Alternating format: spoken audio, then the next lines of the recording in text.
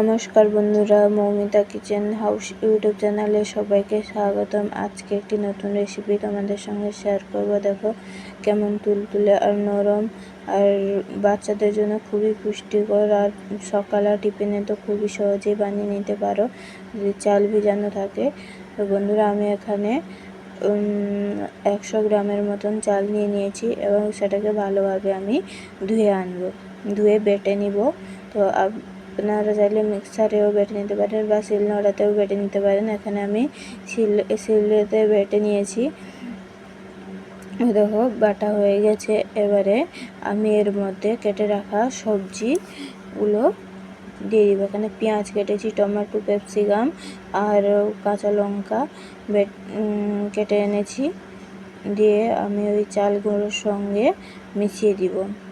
বেটে রাখা চালের সঙ্গে ভালো করে সব মিশ্রণকে আমি একসঙ্গে ভালো করে মিশিয়ে নিব। তো এখানে ভালো করে মিশিয়ে নিতে হবে।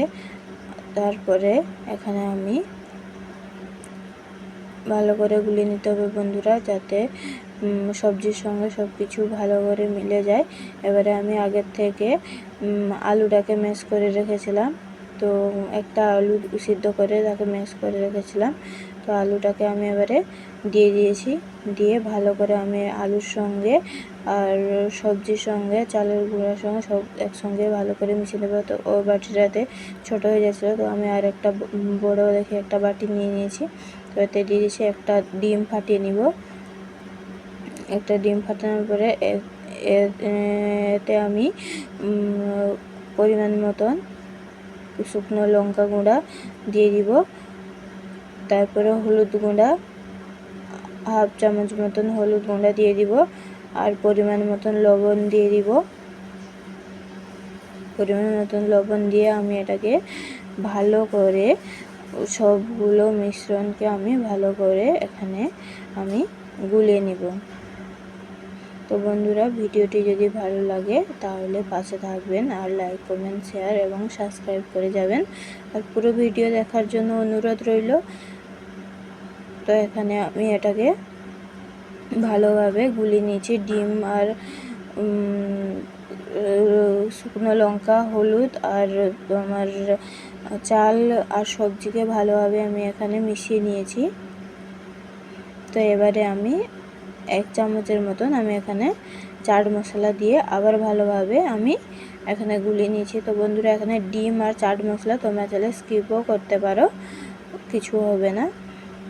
তারপরে আমি এখানে গুলিয়ে নেওয়ার পরে দেখো এইরকম একটা ব্যাটার করতে হবে, না বেশি পাতলা না বেশি ঘনত্বের, এরকম একটা করে নিতে হবে ব্যাটার।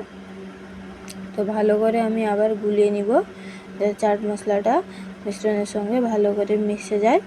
তো দেখো আমি হাত দিয়েছি, এরকম একটা দাগ হয়ে যাবে হাতে টেনে নিলে।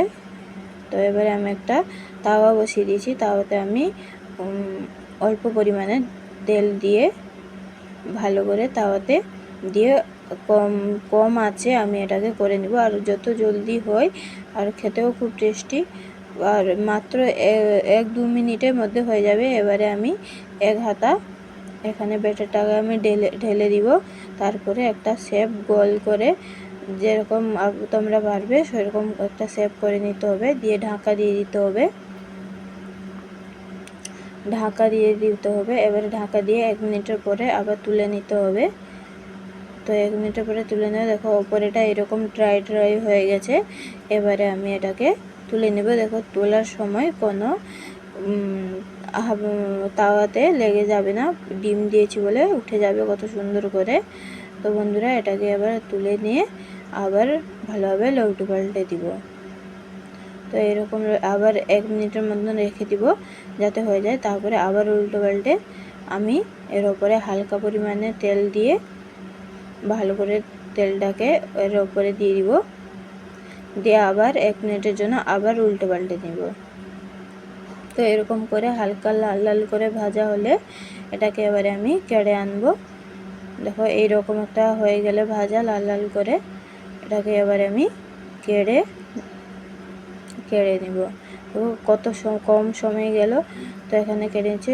সেমভাবে আর একটা আমি এখানে করে দেখাচ্ছি। প্রথমে তেল দিয়ে দিলাম, তারপরে এক হাতা ব্যাটারটাকে দিয়ে দিব, দিয়ে ভালো করে ওই খুন্তি ব্যাটারটাকে দিয়ে ভালো করে আমি এটাকে গোল একটা শেপ করে নিব। তারপরে আবার ঢাকা দিয়ে দিব 1 মিনিটের মতন।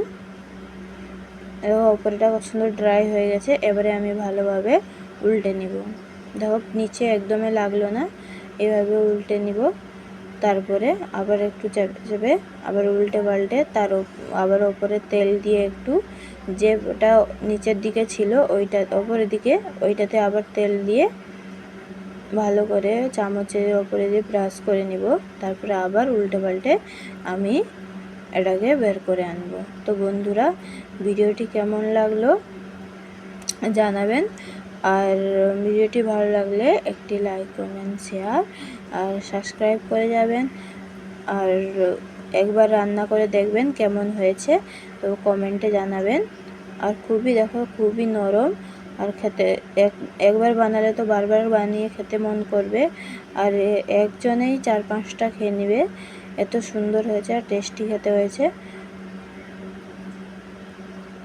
তো চলো আজকের মতো ভিডিও এখানে রাখলাম। তো আবার দেখা হচ্ছে আবার পরবর্তী ভিডিওতে। বাই।